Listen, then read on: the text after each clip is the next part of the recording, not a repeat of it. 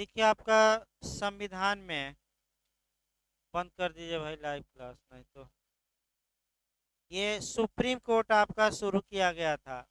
यानी कि न्यायपालिका के बारे में कुछ सामान्य बातें हम बता रहे थे और उसमें हमने ये बताया था कि उच्चतम न्यायालय का गठन कैसे हुआ। लास्ट में हमने बताया था कि जो फेडरल कोर्ट था आपका, जो फेडरल कोर्ट था आपका अंग्रेजों द्वारा जो बनाया गया था 1935 मैंने 37 में गठन हुआ। तो उस कोर्ट को समाप्त करके और भारत के उच्चतम न्यायालय का स्थापना की गई। डेट पूछी जाती है 28 जनवरी 1950। और जो पुराने आपका जज थे सुप्रीम माने फेडरल कोर्ट के, उनको विकल्प दिया गया। ये विकल्प दिया गया कि या तो आप रिटायर हो जाइए या आप सुप्रीम कोर्ट का जज बन जाइए, और या तो रिटायर होकर आप पेंशन पाइए। तो तत्पश्चात हमारा सुप्रीम कोर्ट आपका गठित हो गया और वर्तमान समय में भारत का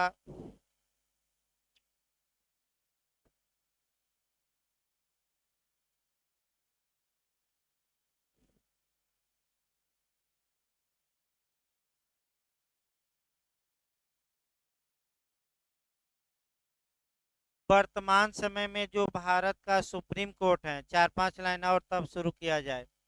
ये आपका सबसे बड़ा अपीलीय न्यायालय भी है। पहला नियम, सबसे बड़ा संविधान का निर्वचन करता या व्याख्या करता भी है। दूसरा, सबसे बड़ा सिविल न्यायालय भी है, सबसे बड़ा क्रिमिनल न्यायालय भी है। और न्यायालयों की जो श्रेणी या कैटेगरी है उसमें एपेक्स कोर्ट है, या सबसे उच्चतर स्तर पर कौन बैठा है, हमारा सुप्रीम कोर्ट। और सुप्रीम कोर्ट संविधान की जो भी व्याख्या करता है वह सभी लोग मानने के लिए क्या है, बात। अब आइए, अब दूसरा जो आपका बनता है कि उच्चतम न्यायालय के बारे में संविधान में जो प्रावधान दिया गया है वह किस एक तो पूछा जाता है कि संविधान के किस भाग के किस अध्याय में दिया गया है। तो संविधान के भाग 5 के अध्याय 4 रट कर जाइएगा, ये क्वेश्चन आ चुका है। उच्चतम न्यायालय के बारे में अभी लिखवाया जाएगा भाई इसको, मैंने जो ये बताया जा रहा है लिखवाया जाएगा। अभी ज़्यादा हुआ नहीं, 10 लाइन हुआ है, तो अभी कल लिखवा देंगे पहले, तब लेक्चर दिया जाएगा। लेक्चर सुनिए, एक कॉपी और बना लीजिएगा आपका। कल आज मेंस का भी एक क्वेश्चन बताएंगे, उसको कल लिखवाया जाएगा भाई। कॉपी एक या अलग प्री वाला अलग से बनाइए, मेंस वाला अलग से। मेंस में आपका 30-40 क्वेश्चन कम से कम लिखवाने पड़ेंगे। अब प्री में तो भाई पूरा पढ़ना है कोई उसमें। तो एक क्वेश्चन अभी हम बताते हैं, 5 मिनट बाद ये भूमिका हो जाए तब। और वह क्वेश्चन 2016 में आपका पीसीएजे में आ चुका है, इंटरव्यू में पूछा जाता है। उसी जो कंसेप्चुअल क्वेश्चन है, यानी कि एक सेक्शन में वो एक अनुच्छेद में कवर नहीं है। तो उसको हम शुरू करते हैं, अभी पहले ये भूमिका हो जाए। तो उच्चतम न्यायालय के बारे में प्रावधान संविधान के भाग 5 के अध्याय 4 में है, ये रट कर जाइए। इसके बाद जो नया मॉडल बन रहा है किस आर्टिकल से किस आर्टिकल तक, तो 124 से लेकर 147, ये भी रट कर जाना है। 124 से लेकर कहाँ तक, आपका 147 तक। इसके बाद जो क्वेश्चन यूपीजे बना दिया, 124 से ही क्वेश्चन बना दिया है कि उच्चतम न्यायालय की स्थापना आपका किस अनुच्छेद के तहत। तो आपका अनुच्छेद 24 में, और खंड वाइज पूछे तो 1 मारिएगा। एक बार जे में खंड वाइज पूछा गया है। तो आइए अब देखा जाए, एक लाइन और आपको बता दिया जाए। जो भी अनुच्छेद 124 पढ़ाया जाएगा इसको थोड़ा समझ लीजिए, क्योंकि हमेशा लोग नया बेरेट खरीदेंगे तो हमेशा दूसरी बात मिलेगी। अनुच्छेद 124 में आपका संशोधन किया गया 124 से 124 बी और 124C जोड़ा गया। सुप्रीम कोर्ट में इन अनुच्छेदों को चैलेंज किया गया और सुप्रीम कोर्ट ने ये कहा कि ये अनुच्छेद वाइड हैं, शून्य हैं, अर्थात इन अनुच्छेदों को 124 से 124 बी 124 बी और कुछ प्रावधानों को असंवैधानिक घोषित किया। तो बेयर एक्ट में जो दिया है नया, वो नए प्रावधान दिए गए हैं जो असंवैधानिक हैं ज़्यादा, और अर्थात ये असंवैधानिक हैं। तो कौन सी व्यवस्था काम करेगी? पुरानी। तो जो पुराना बेयर एक्ट है वहीं आज भी लिखना है, बस दिखा देना है कि ना ये जोड़ा गया, लेकिन सुप्रीम कोर्ट ने इसे क्या घोषित कर दिया है अवैध। तो उसको हम पढ़ाते समय बताएंगे।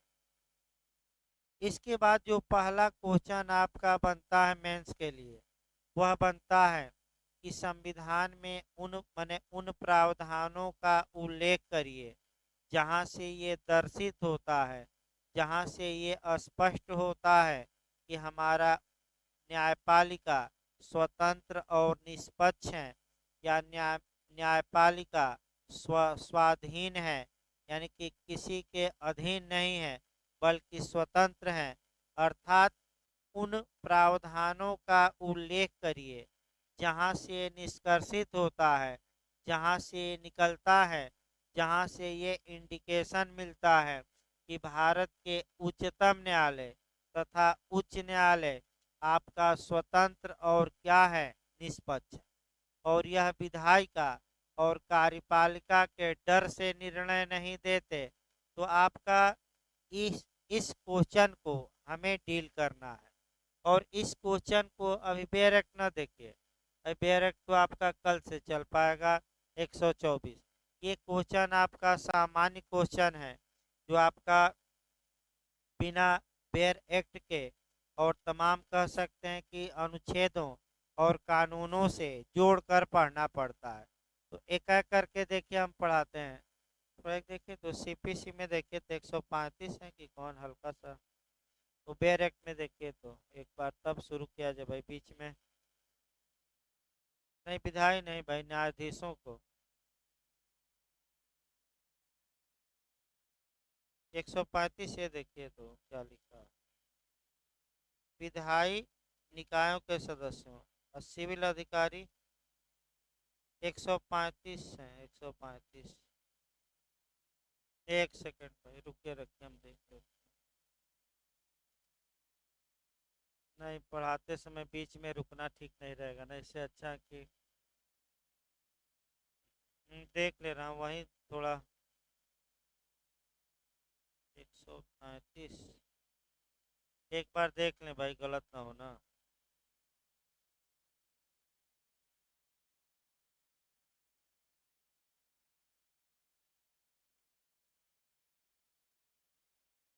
छूट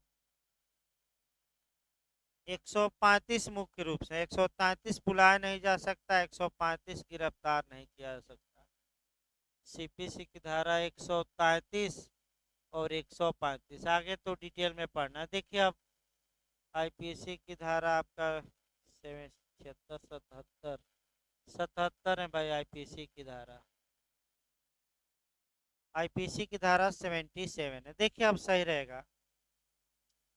न्याय के उद्देश्यों की पूर्ति के लिए, यानी कि न्याय हो, न्यायपालिका न्याय करे, न्याय के उद्देश्यों की पूर्ति के लिए यह आवश्यक ही नहीं बल्कि अनिवार्य है कि न्यायपालिका स्वतंत्र तथा निष्पक्ष होनी चाहिए।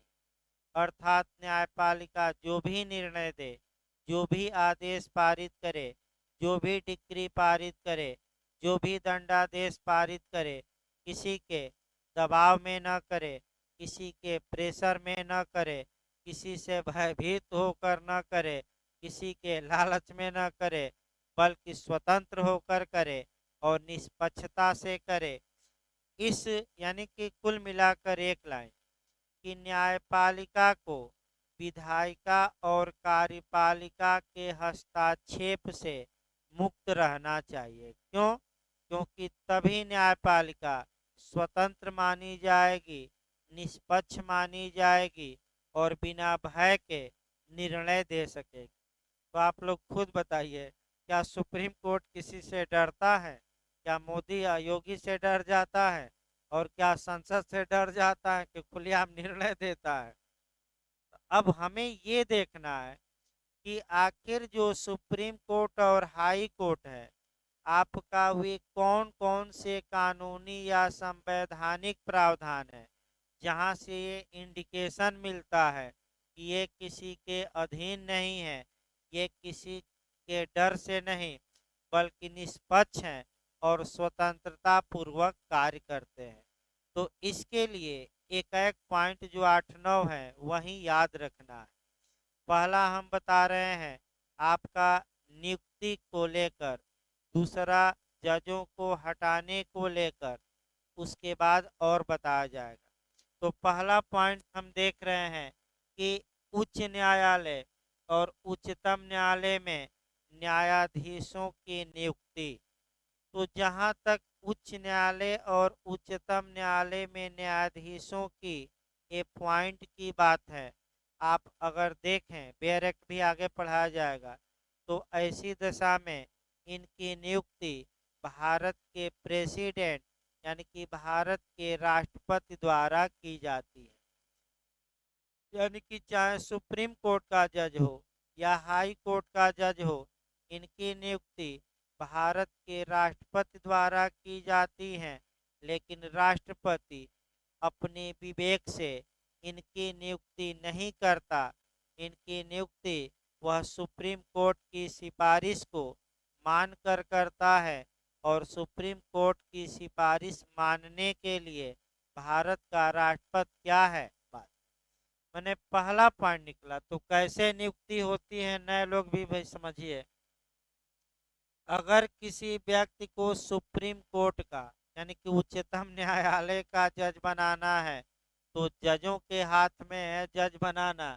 आपका उच्चतम न्यायालय के मुख्य न्यायमूर्ति होंगे और 4 अन्य उच्चतम न्यायालय के वरिष्ठतम न्यायाधीश होंगे और इनसे एक चयन मंडल बनेगा, एक समूह बनेगा, एक कोलिजियम बनेगी। कोलिजियम इंग्लिश में कहते हैं, हिंदी में चयन समूह या चयन मंडल या चयन समिति, याद रखिएगा। एक चयन समिति बनेगी। ये 5 लोग मिलकर ये निर्धारित करेंगे कि किस व्यक्ति को सुप्रीम कोर्ट का जज बनाया जाना चाहिए। अपना विचार विमर्श करके और राष्ट्रपति को लिस्ट भेज देंगे। राष्ट्रपति बाध्य है कि उस लिस्ट को माने, विवेक नहीं है। दूसरा पॉइंट, राष्ट्रपति चाहें तो एक बार सुप्रीम कोर्ट को पुनर्विचार के लिए लौटा सकता है, लेकिन अगर सुप्रीम कोर्ट उस नाम पर पुनर्विचार करके राष्ट्रपति को फिर लिस्ट भेजता है उन नामों की, तो अब राष्ट्रपति क्या है, बात। फिर एक बार देखिए दोबारा, भाई नए लोग हो सकता है पढ़े ना हो, समस्या ये है। अब ये इतना अंदर तक पढ़े हैं कि नहीं, भाई ये कंपटीशन है। भले मुन्ना भाई एलएलबी हो, लेकिन कंपटीशन में तो आपको क्या करना पड़ेगा, असली पप्पू बनना पड़ेगा। जो असली पप्पू माने पप्पू क्या हो गया, पास की फेल। चलिए ठीक है भाई इतना तेज ना बोल दीजिए कि पप्पू के यहाँ पहुंच जाए भाई। भाई आपका अंधभक्त अन्यथा न लें, यानी कि न कि राजनीति से जोड़ दें हर एक बात को। फिर एक बार देखिए, हम दोबारा बता रहे हैं, आपका आगे केस सहित भी बताना है, मैं ये नहीं कि बता दिया। ये अनुच्छेद 124 कल से चलेगा, तो उसमें और डिटेल में हम बताएंगे। ये तो आपका मैंने स्वतंत्रता और निष्पक्षता को एक एक करके हम निकाल रहे हैं।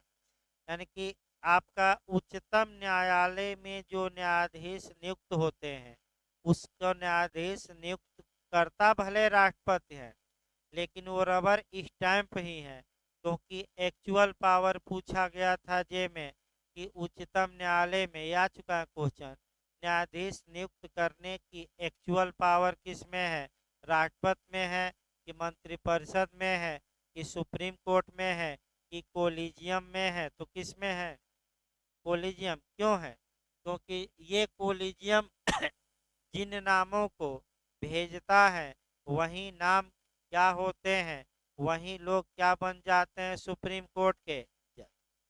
तो कोलिजियम सुप्रीम कोर्ट में आपका जो चयन मंडल बनेगा वह सुप्रीम कोर्ट में जज की नियुक्ति के लिए कितने का टोटल बनेगा, 5 लोग।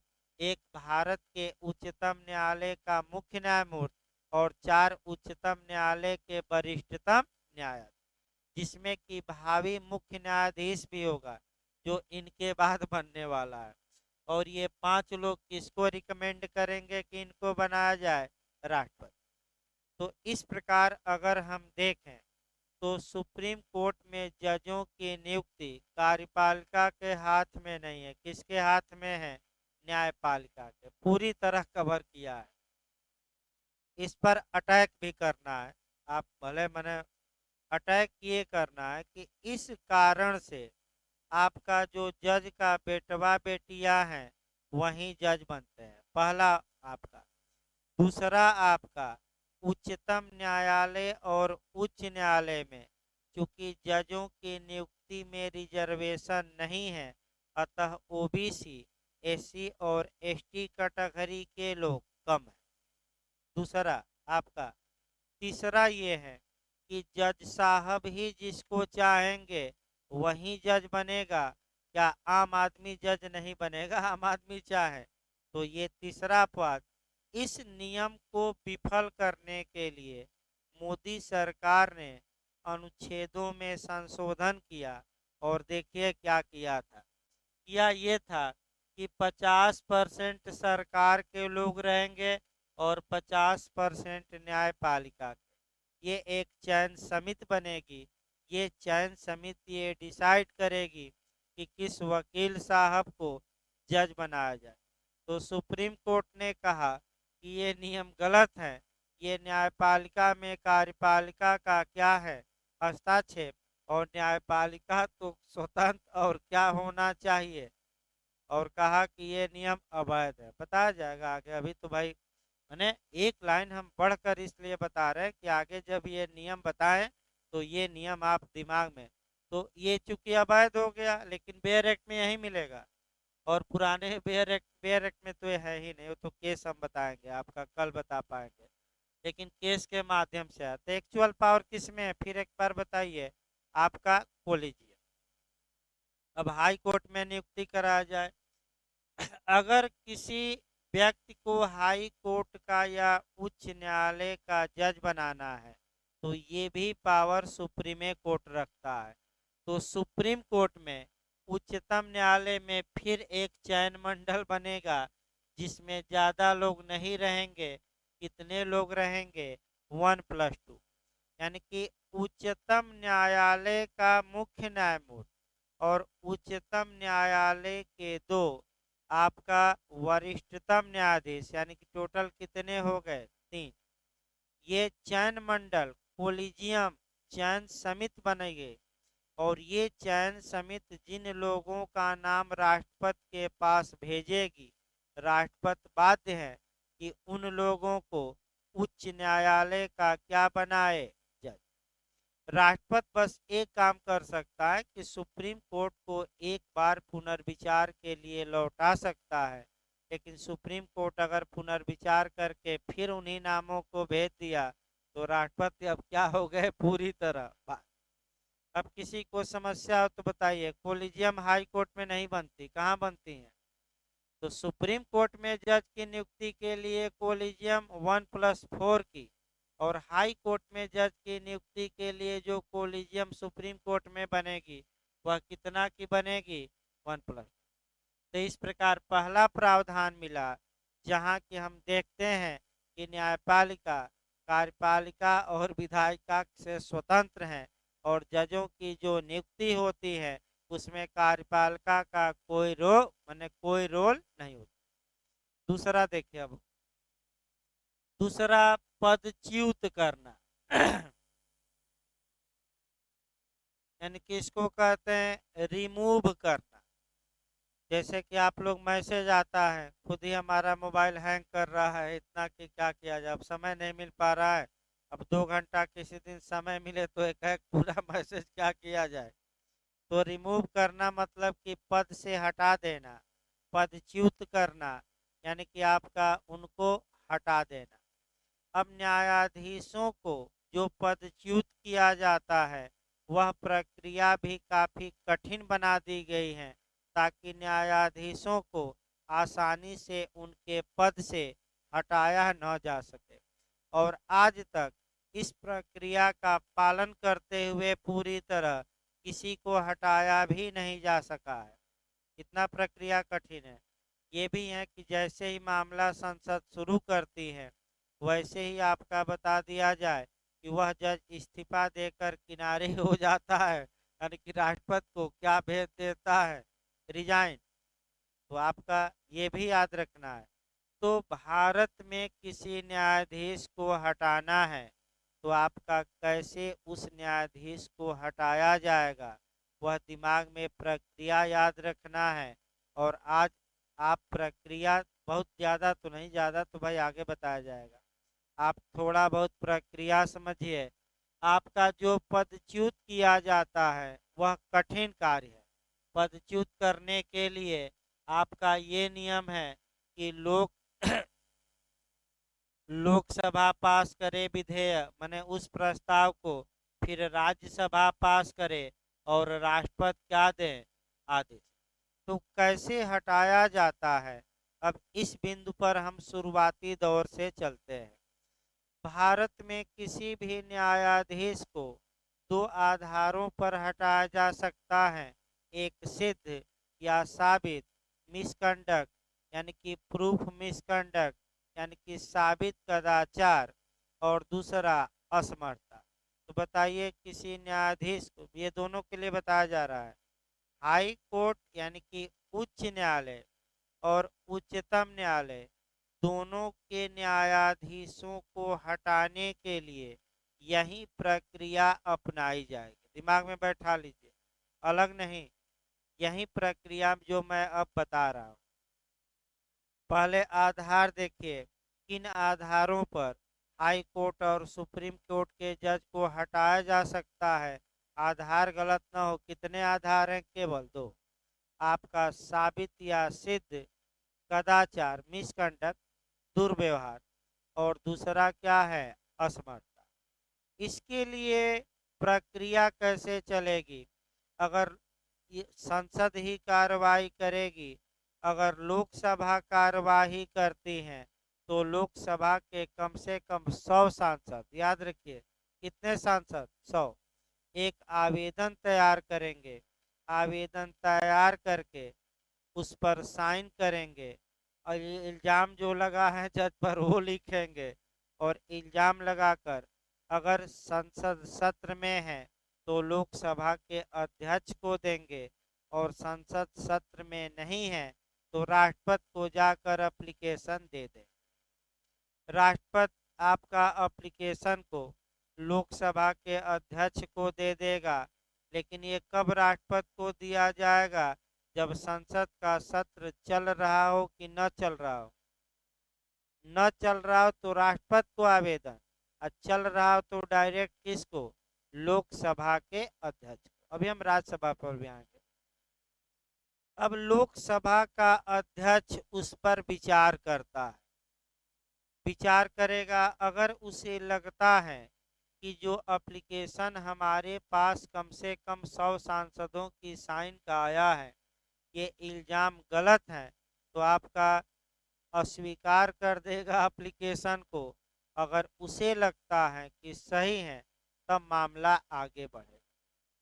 तो हटाने की प्रक्रिया लोकसभा भी शुरू कर सकती है, राज्यसभा भी। तो अगर लोकसभा शुरू करती है तो ये प्रक्रिया। अब राज्यसभा पर आइए। अगर राज्यसभा के सांसद चाहते हैं कि हम पहल करें, हम आगे बढ़ें, तो राज्यसभा के कम से कम 50 सांसद, याद रखिएगा कितने, 50 सांसद आपका एक आवेदन पर साइन करेंगे और राज्यसभा के सभापति को, यानी कि उपराष्ट्रपति को वह आवेदन देंगे। यदि सदन सत्र में है तो सभापति को, और सत्र में नहीं है तो किसको दे देंगे, जाकर राष्ट्रपति। राष्ट्रपति आपका आवेदन को राज्यसभा के सभापति यानी कि उपराष्ट्रपति को दे देगा कि आप देखिए। फिर उपराष्ट्रपति या सभापति जो भी हो, दोनों एक ही हैं, अपना उस पर विचार करेंगे। अगर विचार के बाद लगता है कि जो इल्ज़ाम जज पर लगाया गया है वह बेकार है तो एप्लीकेशन खारिज। और उसे लगता है कि जो इल्ज़ाम लगा है उसमें कुछ सच्चाई है तो आगे प्रक्रिया बढ़ाई जाए। तो अब किस सभा से चला जाए? अब आपका लोकसभा से ही आगे बढ़ा जाए, क्योंकि एक ही सदन से तो बढ़ा जा सकता है। तो लोकसभा से हम आगे बढ़ा रहे हैं। लोकसभा अध्यक्ष के पास समावेदन चला गया है और कम से कम कितने सांसदों की साइन किया हुआ? लोकसभा के 100। अब लोकसभा एक समिति बनाएगा जिसे हम कहते हैं इंक्वायरी कमेटी, यानी कि लोकसभा का अध्यक्ष जज के ऊपर लगे इल्जाम की जांच के लिए एक कमेटी बनाएगा। उस कमेटी में 3 लोग रहेंगे। एक उच्चतम न्यायालय का मुख्य न्यायमूर्ति हो सकता है या उच्चतम न्यायालय का कोई अन्य न्यायाधीश। दूसरा जो व्यक्ति होगा किसी हाई कोर्ट का मुख्य न्यायमूर्ति या हाई कोर्ट का अन्य जज। और तीसरा जो होगा पारंगत विधिवेत्ता, यानी कि विधि के क्षेत्र में ज्ञान रखने वाला।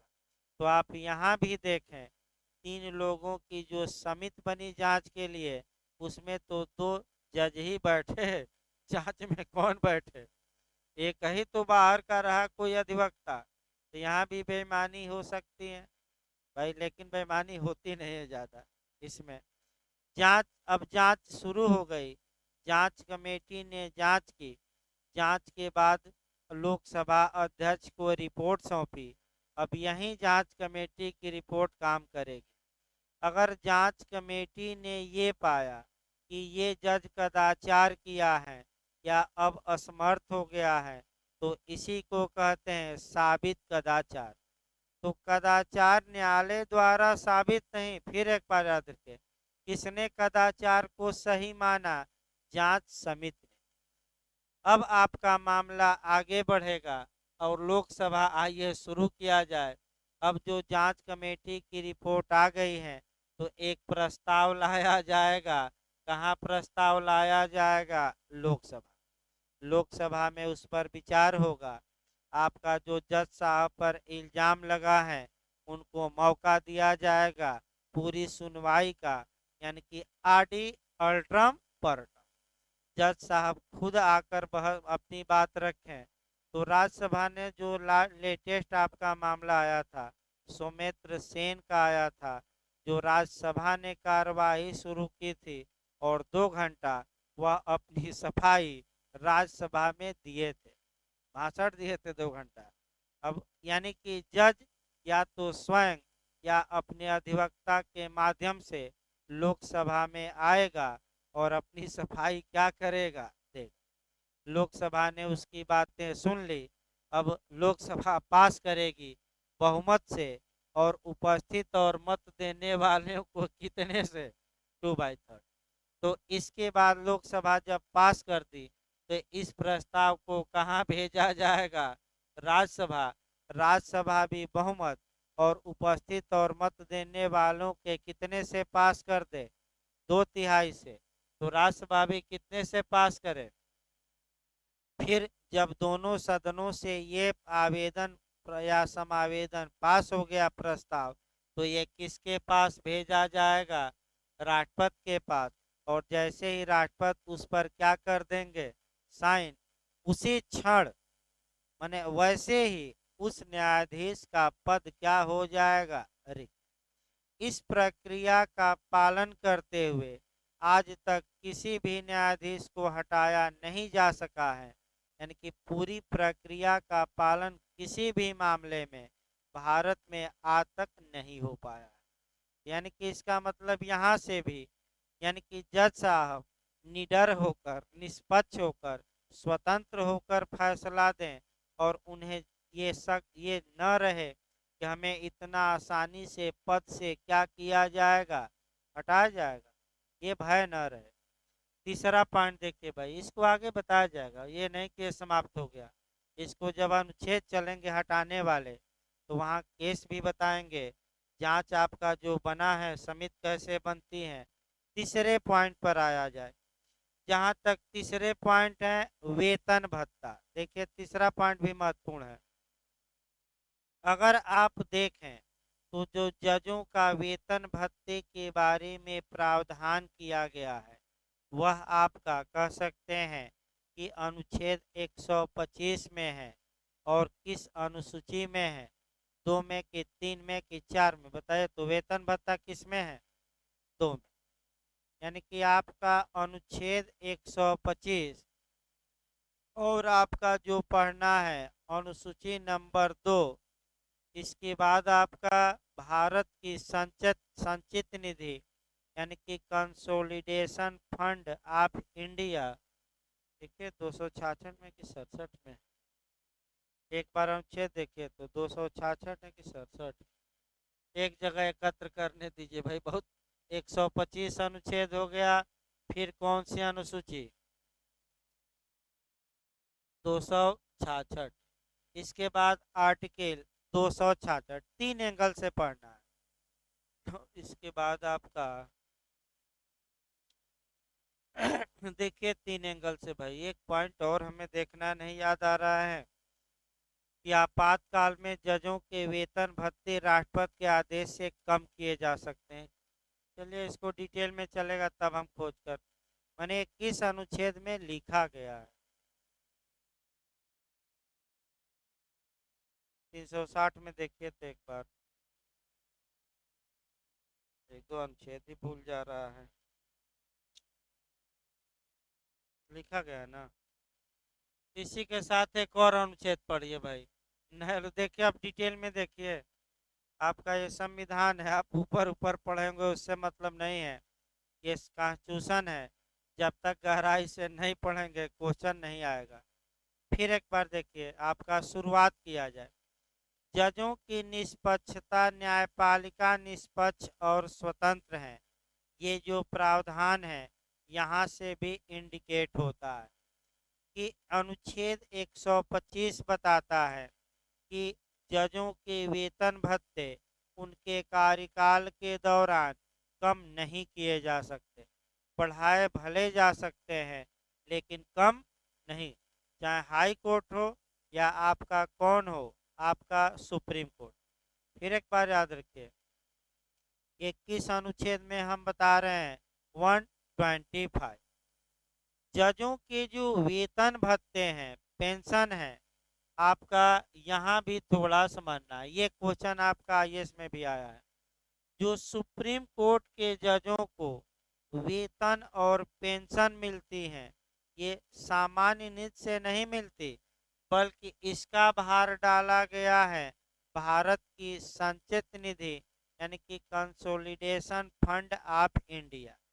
तो जो सुप्रीम कोर्ट के जजों का वेतन मिलता है या आपका पेंशन मिलती है, भत्ता मिलता है, वह आम बजट से नहीं मिलता। वह कहाँ से मिलता है, किस अनुच्छेद से गवर्न होता है? 266। तो भारत की संचित निधि। लेकिन हाई कोर्ट में ही अंतर है भाई।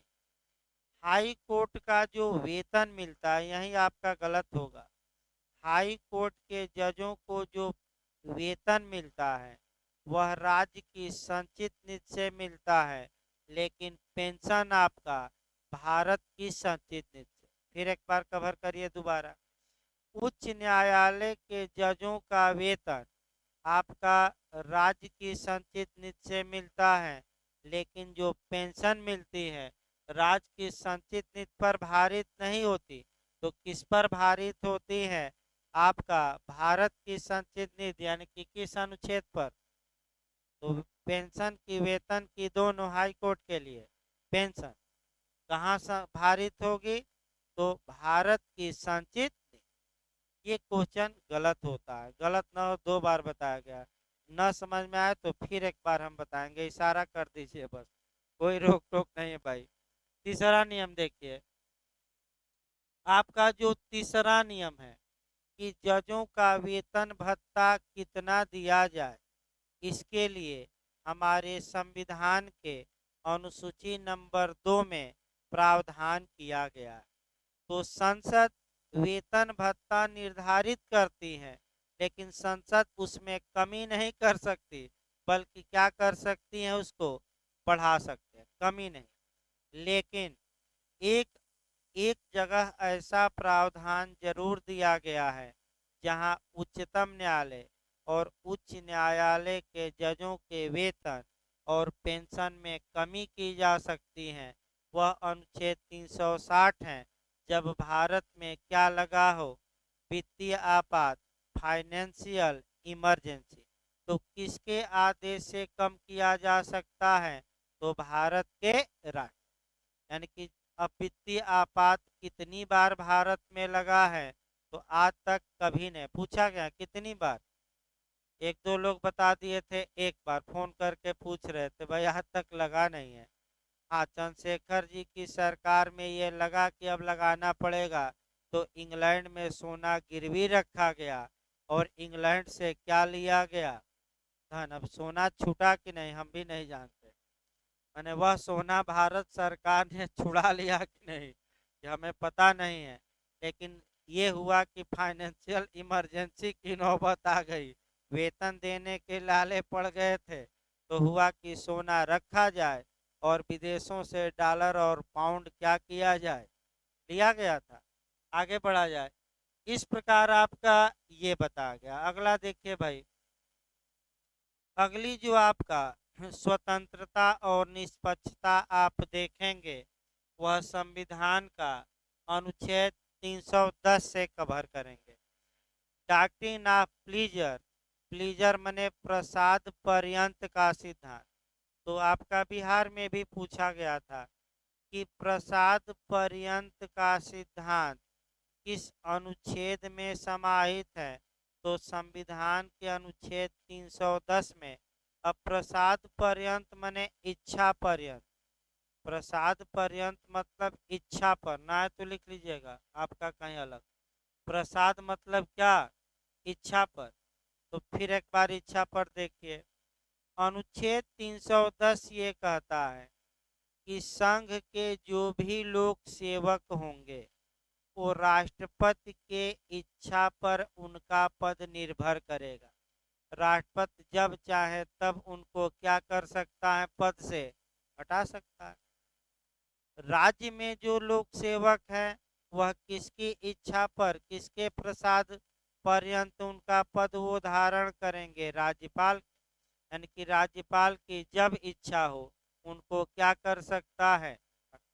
तो अब समस्या आई कि क्या सुप्रीम कोर्ट के न्यायाधीश और हाई कोर्ट के न्यायाधीश क्या इनकी इच्छा से गवर्न होते हैं, नहीं, ये इच्छा से नहीं, इनको हटाने के लिए अलग प्रक्रिया है। अर्थात राष्ट्रपति, और जो ये राष्ट्रपति का प्रसाद पर्यंत का सिद्धांत है, ये सुप्रीम कोर्ट और हाई कोर्ट के जजों के मामले में लागू होगा कि नहीं होगा, नहीं होगा, मनमाना नहीं। तो हटाने की प्रक्रिया अभी हमने क्या की, एक बार बताई, और डिटेल में कल बताया ही जाएगा। अगला देखिए आपका लास्ट देखा जाए, क्योंकि भाई भूख भी लग गई होगी कई लोगों को। लेकिन अब भूख प्यास छोड़कर हम भी थोड़ा फुर्सत में आ गए हैं भाई कुछ समस्या थी, अब हम भी फुर्सत में आ गए हैं। अब भले थोड़ा भूख लग जाए, लेकिन अब पढ़ना ही पड़ेगा, कोई उपाय नहीं। यानी कि जब तक सांस तब तक आस, कहा जाता है ना। तो भाई वैकेंसी आ जाएगी तो हाय तौबा मच जाती हैं। कुछ लोग डाले भी हैं, आपका उत्तराखंड डाले हैं, आपका एमपी डाले हैं, और हाय तौबा मच जाएगी तो अभी से पढ़े रहेंगे, तभी बबुआ पास होगा। यानी कि बिहार की भाषा में बब्बू आपका क्या बोला जाता है, नहीं बबुआ नहीं। हाँ, देखिए लास्ट लास्ट पॉइंट बताते हैं, अच्छा पॉइंट है। देखिए आपका न्यायाधीश जो निर्णय देता है, डिक्री पारित करता है, दंडादेश देता है इत्यादि। अगर न्यायाधीश द्वारा दिए गए निर्णय में, डिक्री में, दंडादेश में कोई मिस्टेक हो जाता है, कोई भूल हो जाती है, कोई गलती हो जाती है, तो ये नहीं कि न्यायाधीश को फांसी पर चढ़ा दीजिए। न्यायाधीशों को संरक्षण प्राप्त है, और संरक्षण आपका कहाँ कहाँ है वहीं आपको देखना है।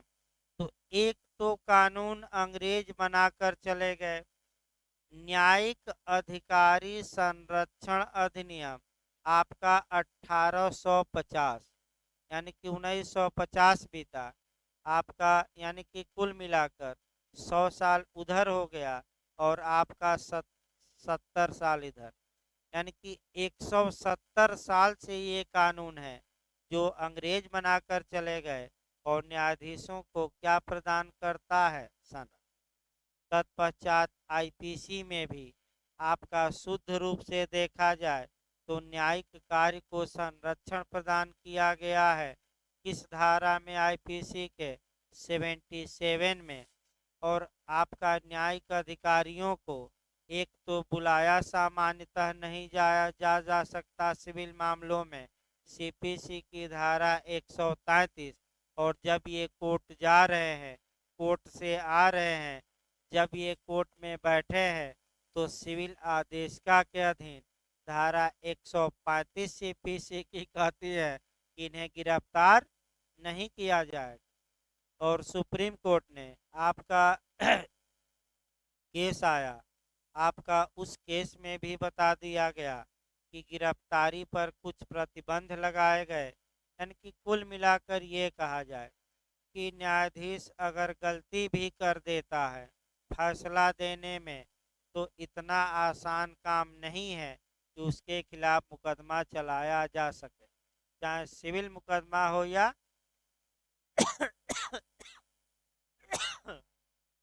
कल इसको और हम थोड़ा डिटेल कर देंगे, क्योंकि आपका दिल्ली न्यायिक सेवा संघ का केस भी जोड़ना है गिरफ्तारी से।